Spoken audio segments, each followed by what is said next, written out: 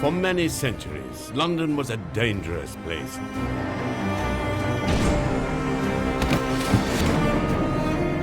It was a magnet for the very worst kind of people.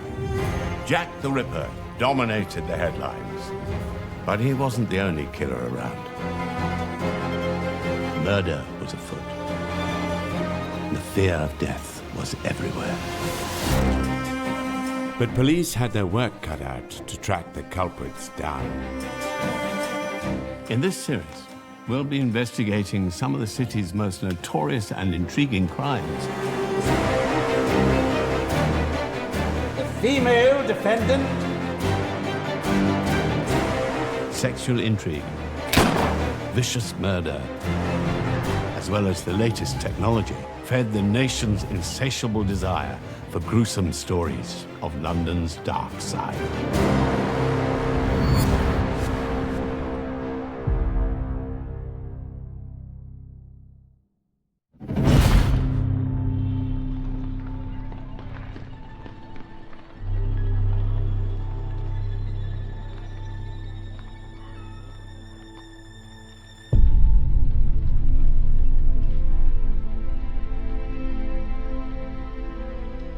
Edwardian London saw great changes in the city. The capital was the financial center of the world, and a whole new era was being ushered in. But at the same time, some rather unsavory characters were making their way here. Fortunately, the Metropolitan Police was changing dramatically and had a whole new set of methods to track them down and, just as vitally, to convict them in court. You had a system called Bertillonage, after Alphonse Bertillon. How this worked was that cards were made out and a criminal was measured. Length of his fingers, size of his head, size of his ears, size of his body. Well, you can imagine putting all these down on cards and then trying to get some form of identification when you've got thousands of cards to compare was almost impossible. So fingerprints are going to change all that in 1905. The first murder solved in Britain by fingerprints. Murder in Deptford High Street. There was a thumbprint on the cash box, and that led to the conviction of the Stratton brothers. And this led to an almost sort of scientific approach, which started to build Scotland Yard's international reputation. The new police force and the realm of forensic science would be tested on terrible crimes that were to take place in London. Two of the most notorious were in Camden Town.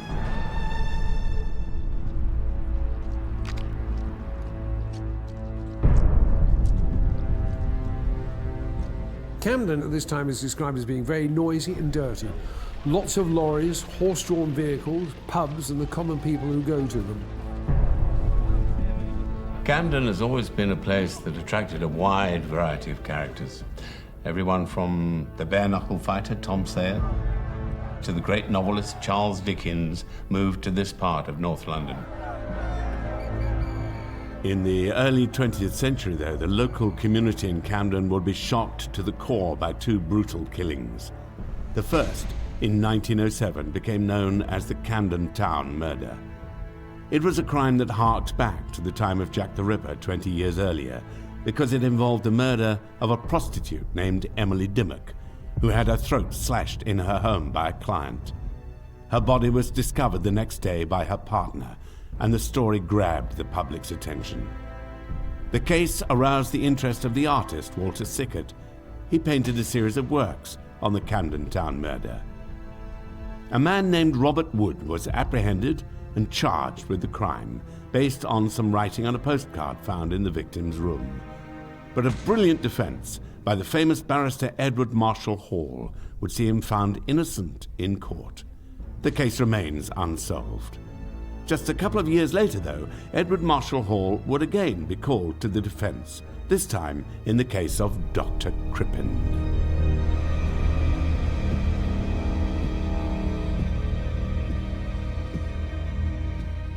Crippen was an American, trained to be a doctor. He came to England, but his medical qualifications weren't recognised. And so he went to work for a patent company dealing with various medicines. The dividing line between patent medicines and being a quack doctor is a bit blurred. But nevertheless, I'm sure there'd be many people who took what Dr. Crippen gave them and were very grateful.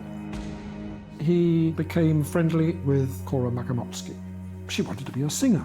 She used to perform on the music hall stage, which was very popular in those days, and she went by the name of Belle Elmore. She wanted to sing grand opera, but she didn't have the voice or the talent. The story of Harvey Hawley Crippen remains one of the most enduring crimes of the 20th century. Some key mysteries surround the case, which have puzzled amateur sleuths for years. This is a sordid and absorbing tale of love lives gone horribly wrong. It all begins when Dr. Crippen and his wife Cora move into number 39 Hilldrop Crescent in Camden.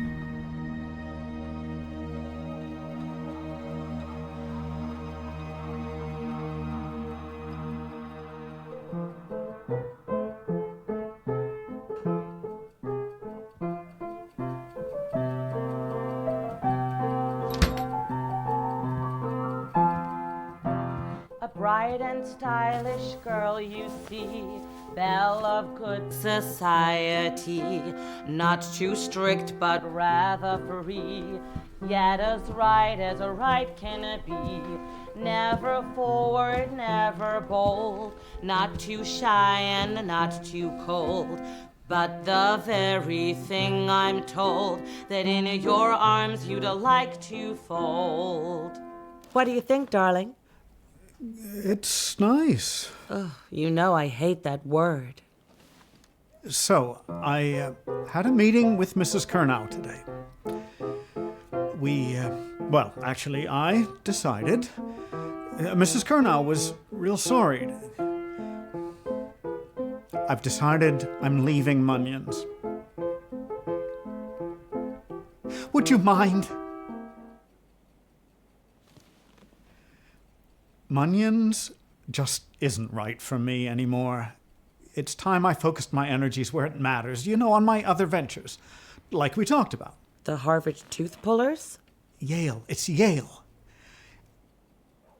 And you know what? The dentistry is going from strength to strength.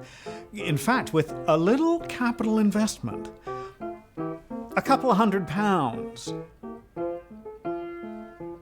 Cora.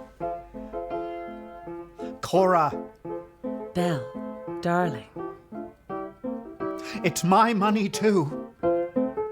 Ta-ra-ra bum dee ta-ra-ra bum dee Cora. Ta-ra-ra bum dee You're my wife. Ta-ra-ra bum dee ta-ra-ra bum dee ta-ra-ra. Crippen, besides working for a patent medicine company, also worked for a deaf centre. And it's there he met a young typist called Ethel Leneve.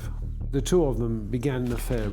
Crippen had been promising her one day it would be better than this. All of a sudden in February, according to her landlady, she cheered up. Good morning, Dr. Crippen. I want you to move in with me. What about your wife?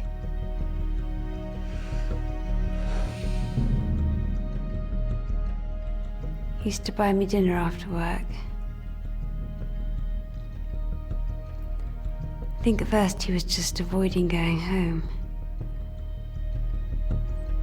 He used to say he and Cora, his wife, had drifted apart in sympathy.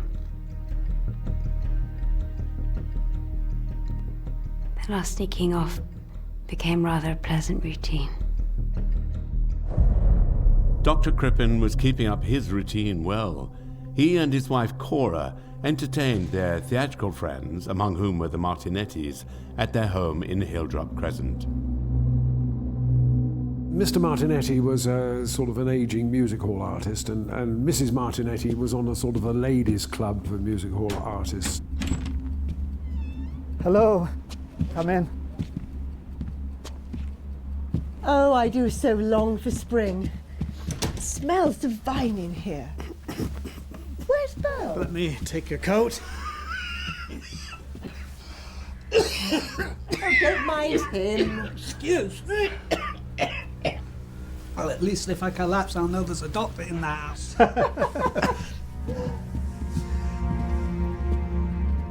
Of course I'm married, and we all have our little dramas from time to time.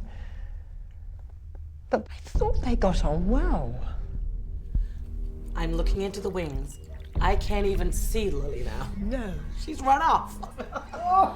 It's your worst nightmare as a performer. Just before her entrance, I could not believe it. Oh, no one in the audience even noticed. Yes, I'm quite sure you were wonderful. Oh, thank you, darling. Isn't he a dear?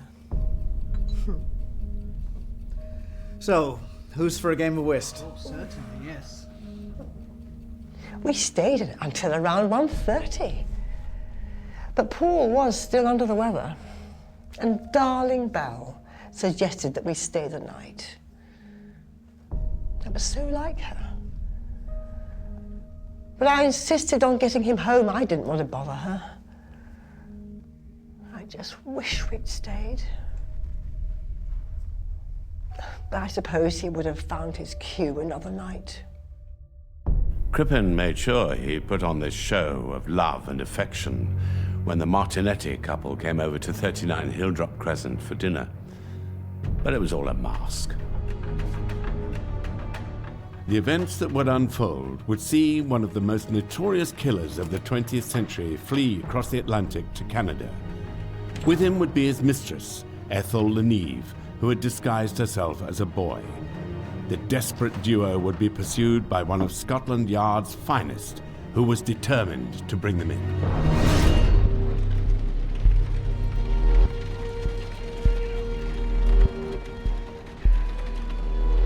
Camden, January the 31st, 1910.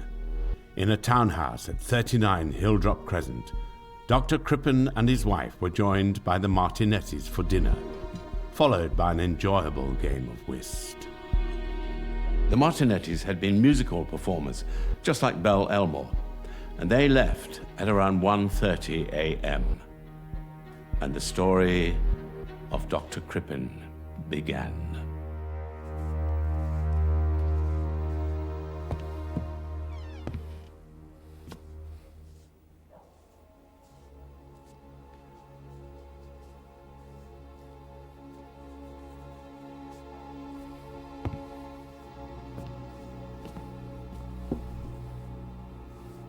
You've been so sweet.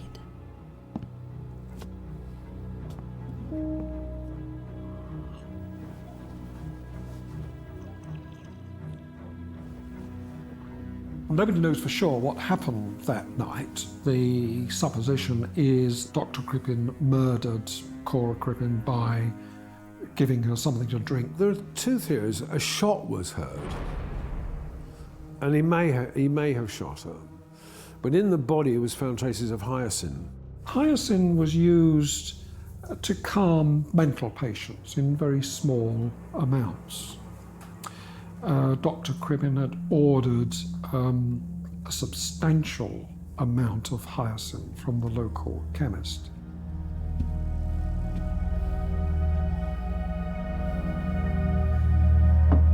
The truth is, we simply don't know what happened next. A large dose of hyoscine can have varied effects, especially when mixed with alcohol. Belle likely became frantic, delirious even.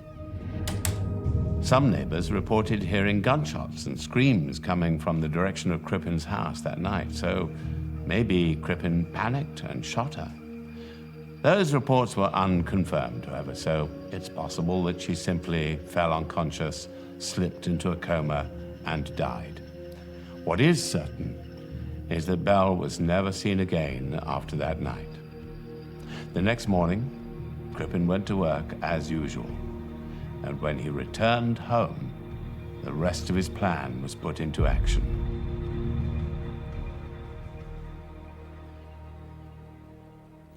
To the Committee of the Music Hall Ladies Guild. Dear friends, Forgive me a hasty letter and any inconvenience I may cause you.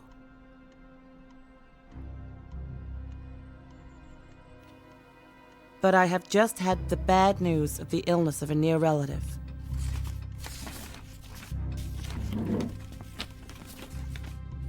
And at only a few hours' notice, I am obliged to go to America.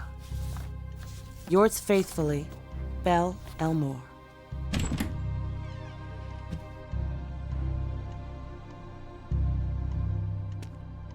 Dr. Crippen put it out that Cora had been called back to America. Ethel moved in to Dr. Crippen's house. And soon Ethel Lenabe is seen wearing Mrs. Crippen's furs, she's wearing Mrs. Crippen's jewellery. Crippen may have thought that all his problems had vanished in an instant.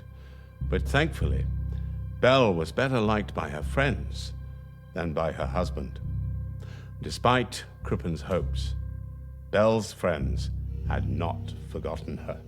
It just isn't like Belle. I mean, not even a note. You're right. The thing is, she's been unwell. Yeah, I just heard from my people this morning. Her lungs, so you see... Oh, the poor thing. And for a singer too, how terrible. I don't know that it's as bad as all that. She said it wasn't. So, you have heard from her? What? Belle told you that. Yeah, but... Well, she's up in the mountains. Out in California, the wild's up there, so, you know... Well, you send her our best wishes. She'll be back in fine voice soon, I'm certain. Our Belle's a fighter. Oh yeah, she sure is. All of a sudden, Dr. Crippen decided that the story he had concocted of his wife's urgent trip to Los Angeles was no longer sufficient on its own. He told her friends that she'd been taken seriously ill herself and was not expected to survive. Then he sent a telegram to Mrs. Martinetti to inform her of Cora's death and cremation. Suspicions were beginning to grow amongst Belle's friends. One friend who noticed her disappearance was the famous strongwoman Kate Williams, who went by the stage name Vulcana. Not somebody you'd want to be on the wrong side of. Her act in the music hall was as a strong woman lifting great weights of barbells and that sort of thing. Vulcana came back from America. They had looked to try and catch up with what had happened to Cora and so on, but had drawn a complete blank. So they discussed it amongst their friends and then went to Scotland Yard to express their doubts. The London community with which Dr. Crippen and his wife had become friendly had been rocked to the very core just over a decade earlier. The well-known actor, William Terrace, was stabbed outside the Adelphi Theatre. His killer was another actor, Richard Archer Prince, who had been his friend. Prince was declared insane and sent to Broadmoor Asylum. His sentence angered the theatrical community. Sir Henry Irving went so far as to say, "Terrace was an actor, so his murderer will not be executed." The William Terrace murder, though, had been a relatively straightforward affair for the London police. The Crippen mystery would be far more challenging. But fortunately, a man called Walter Dew was on the case. He was no stranger to shocking murder, having been one of the team that tried to capture Jack the Ripper 20 years earlier. Dew was only a young policeman at the time of the Jack the Ripper murders. He joined 1882, about 6 years before the murders. And he said that talked about the tension in the area, and you'd only got to say Jack the Ripper and you could get an explosive incident. And when some lunatic runs down the street shouting, "I am Jack the Ripper, I am Jack the Ripper," immediately a lynch mob is formed. Dew and other policemen grab hold of this lunatic, have barricade themselves in a house, waiting for reinforcements, while outside a lynch mob is howling to get hold of this person and string them up on the nearest lamppost. In the case of Dr. Crippen, Walter Dew's first move was to head over to Hildrop Crescent to get some answers to Cora's disappearance.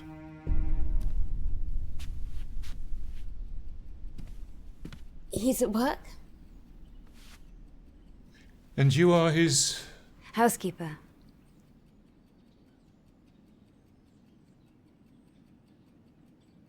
If you come back later, he'll be here.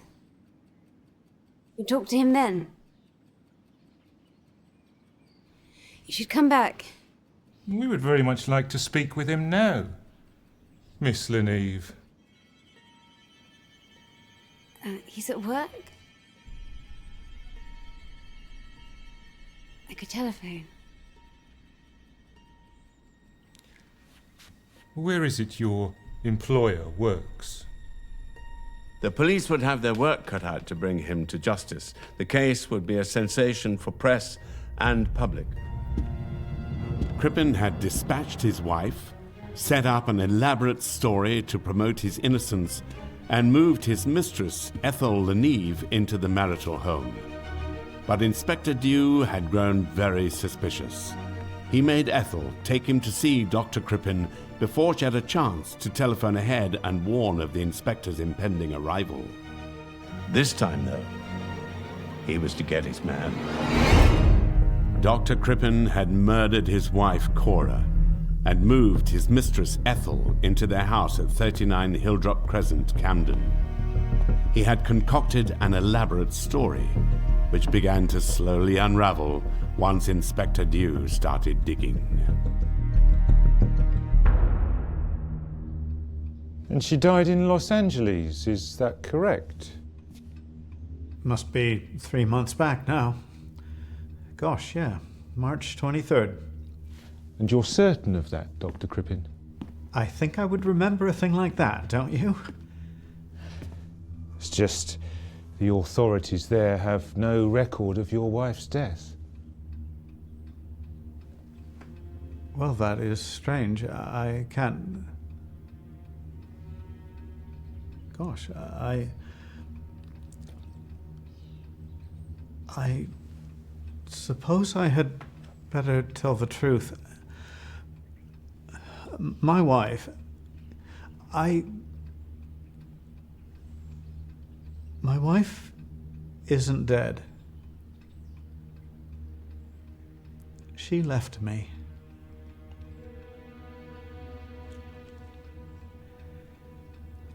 I feel a real fool, let me tell you.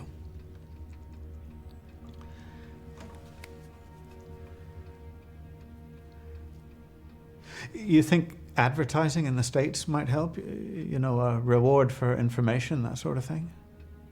It might. I'm just keen to help, you know, however I can, officer. Inspector. You don't jump to the conclusion murder has been committed merely because a wife has disappeared and her husband has told lies about it. But he had lied.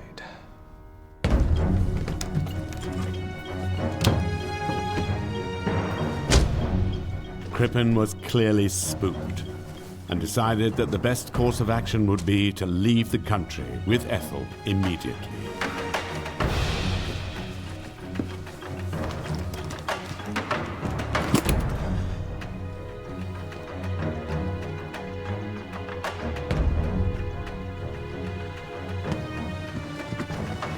Certain people with no knowledge of police procedure and even less of the law blamed me for letting Crippen go.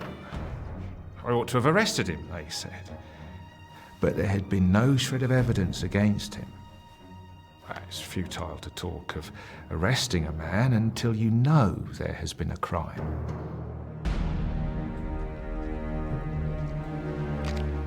Walter Dew made further inquiries over the weekend and called again at Hildrop Crescent on the Monday morning to find both Crippen and Ethel Leneve were no longer there. The neighbours haven't seen them, sir, but we spoke to one of his colleagues. He says the doctor was at his office Saturday morning. Crippen gave him £2, told him to go and buy a boy's suit tie and braces, a brown bowler hat, and size 5 boots. What size shoe do you suppose Miss Leneve takes? I want descriptions of both of them circulated to all ports, domestic and foreign. Yes, sir.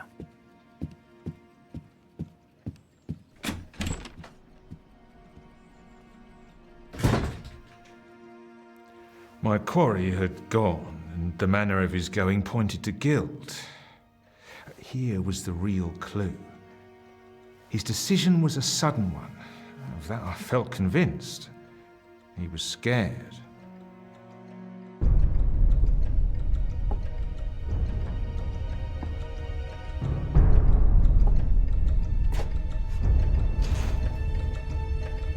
As instructions were sent out to track down Dr. Crippen and his mistress Ethel Leneve, who had both suddenly disappeared, Inspector Walter Dew made further searches at the Crippen household.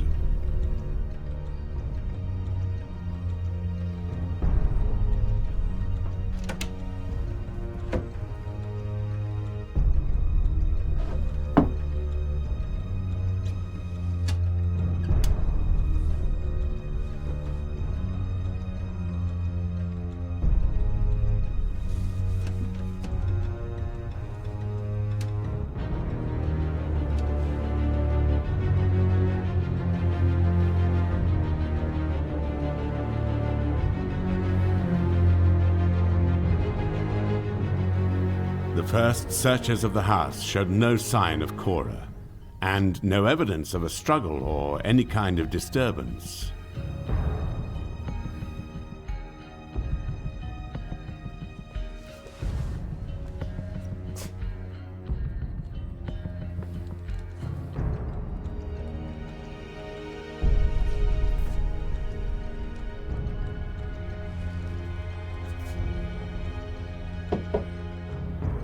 The police were persistent, certain that Crippen wouldn't have fled so quickly for no reason.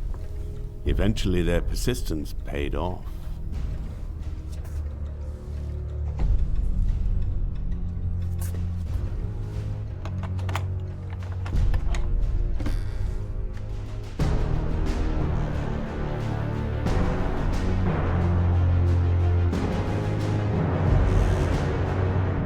The police made a grim discovery in the cellar.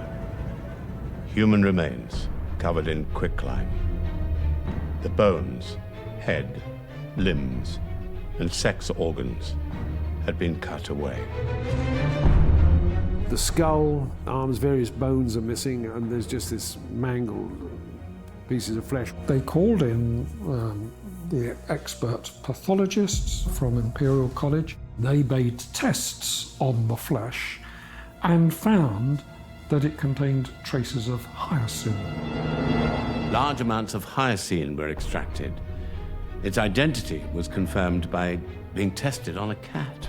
Apparently, a cat's eyes dilate in the presence of hyoscine. Belle Elmore could be identified only by a small piece of flesh from her abdomen. It bore a scar consistent with an ovurectomy that she had undergone. The pathologist was a young man called Bernard Spilsbury. He contradicted the other specialists who had been called in, and he'd found this scar tissue. The significance is that Mrs. Martinetti had seen a scar on Cora Crippen's abdomen. Apparently she'd had an operation. This becomes very relevant to the case. Some of the parts of the flesh were wrapped up in what turned out to be, was identified as Crippen's pyjamas. And it then turned into a murder hunt. A warrant was put out for Dr. Crippen and Ethel Leneve. False sightings were reported all over the country, but nobody knew for sure where they were. This case caused enormous interest in the newspapers. It was an American doctor having an affair with his typist. It involved the music hall and a singer. So there was this great publicity, and lots of people came up with various leads on where Dr. Crippen might have gone to, including places on the continent. The most promising lead came from a quite unexpected source. A ship on the Atlantic, the SS Montrose, that was headed to Canada.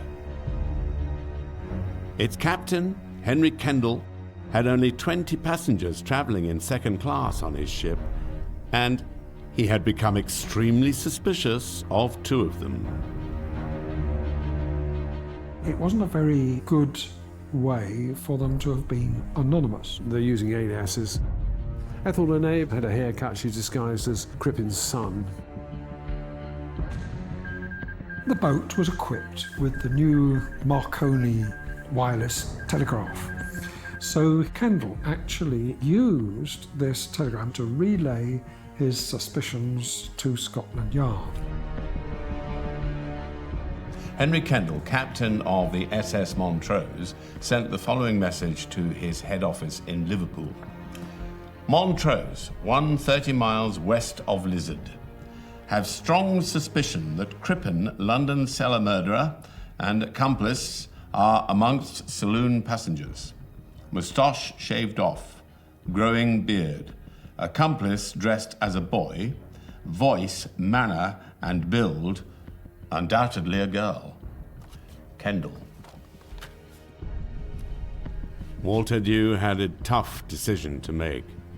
Whether to trust these unconfirmed reports by telegraph from a ship in the middle of the Atlantic. He decided he had to act and boarded another ship, the much faster Laurentic, that was due to arrive in Canada before the Montrose. What made it a sensational case was that Dew used the wireless telegraph to send reports back to England. These were going in the newspapers, and Crippen, of course, with Ethel Lenneve, were completely unaware of this going on, so the press were having a wonderful time with all this information. Dew's ship raced across the Atlantic, landing in Canada 2 days before the Montrose was due to arrive. The murder of Cora Crippen and the flight of her husband were now a worldwide sensation. The press on both sides of the Atlantic were desperate for any detail about the case. Murder, adultery, theater, technology. It was the perfect story.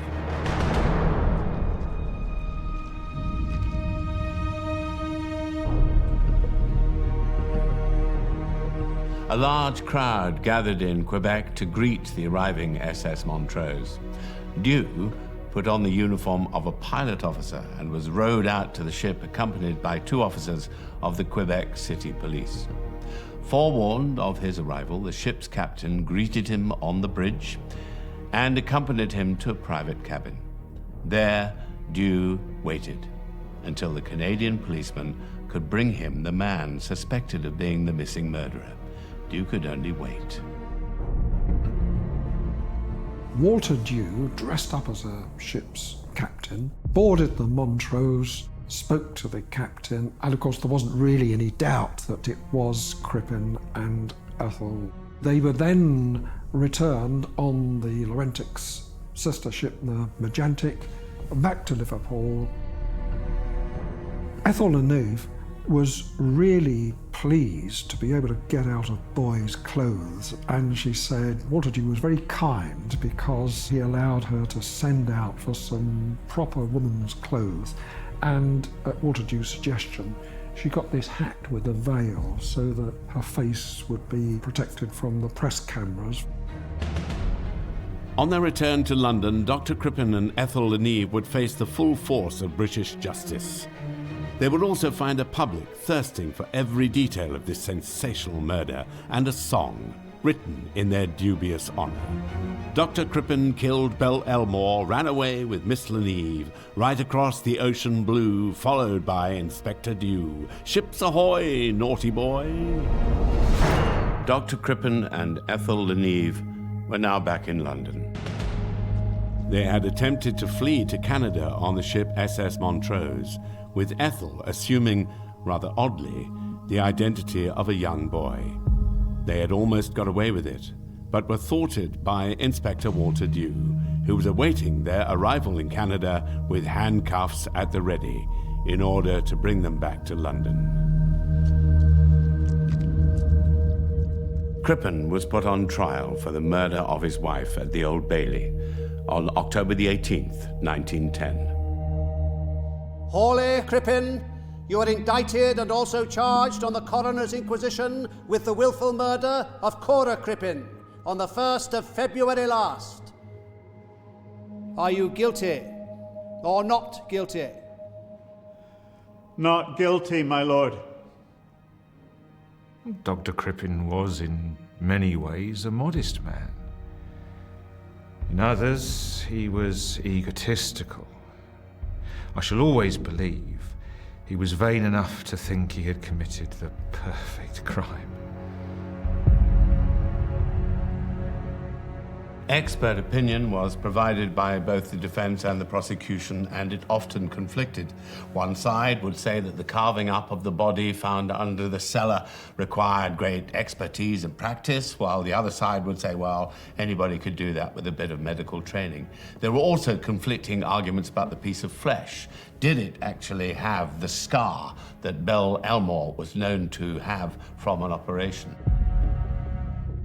It was like a Y-shaped scar, some of which could be a crease, other parts of which was surgical. It was folded over, and there was argument whether the scar was in fact a fold of flesh or whether it was a scar. Spilsbury convinced the jury that it was a scar. That scar was consistent with an operation. Her sister travelled over from America and gave evidence at the Old Bailey to this effect. The interesting thing is, in recent years, a sort of DNA has been done on the remains. Cora's DNA doesn't match up any of the surviving family. DNA evidence suggested that the flesh was male. All of which adds to the controversy. At the time of the Crippen trial, though, the evidence presented to the court was groundbreaking, and people were going to be naturally hesitant about accepting it. But in Bernard Spilsbury, the prosecution had an expert who was going to change the face of forensic science. Bernard Spilsbury gave evidence about the higher sin, and actually it was the first famous case in which Bernard Spilsbury had given this expert evidence as a pathologist. He became very eminent in the next 30 years and became very famous indeed. Crippen had a formidable court opponent in Bernard Spilsbury, but he did have Edward Marshall Hall, known as the Great Defender, on his team. Hall had successfully defended Robert Wood 3 years earlier in the case of the Camden Town murder. After some discussion, however, as the trial approached, Hall decided not to lead Crippen's defense. Crippen was in real trouble. The prosecution was led by Richard Muir, who secured conviction in the Stratton brothers case, the first men to be convicted of murder on fingerprint evidence. When Muir was appointed prosecutor, Crippen is reported to have said, "I wish it had been anyone else. I fear the worst." Crippen was damned by the actions he took both before and after Belle's disappearance.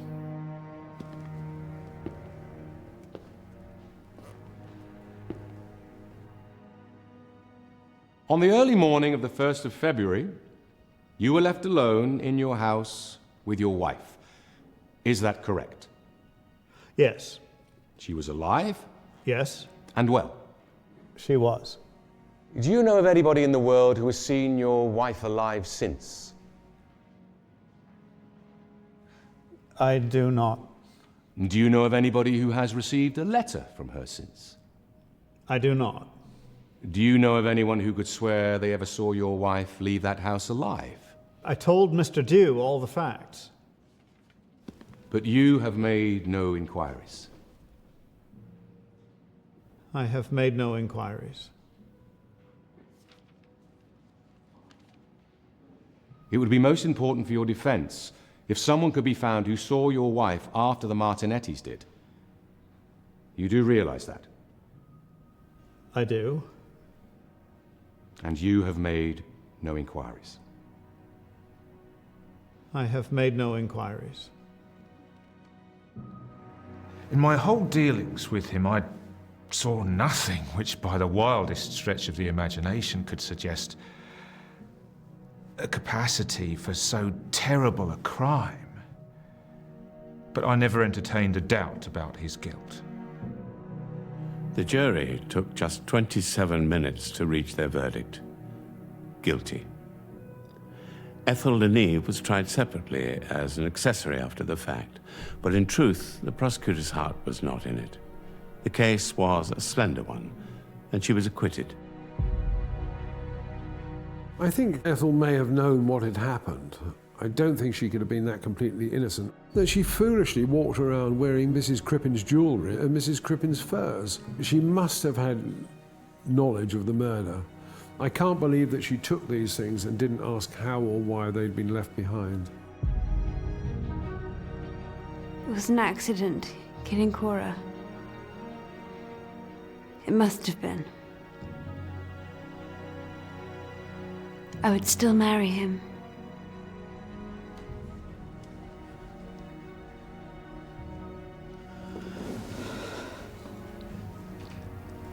They have their rules.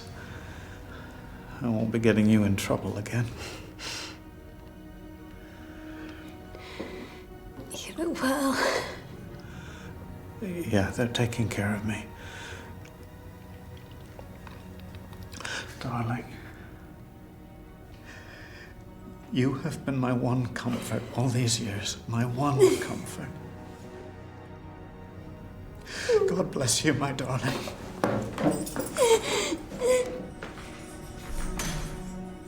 Crippen appealed against his death sentence to the then Home Secretary, Winston Churchill. Churchill went over the case in detail, but decided against commuting the sentence to life imprisonment. He did, however, allow this final personal meeting between Crippen and Ethel at Pentonville Prison before the execution.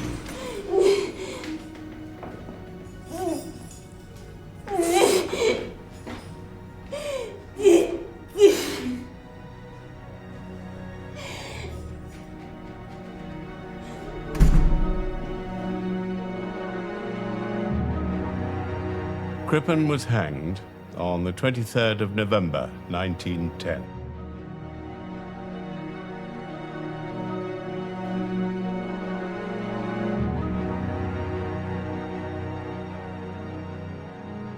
He may be long dead, but fascination for the man lives on. His story has been retold many times in varying literary and film adaptations. The case was a sensation in its day, but unanswered questions remain. What really happened in that house that night? How much did Ethel really know? Occasional attempts are made to prove Crippen's innocence, but there can be little doubt of the guilt of the killer of Camden Town.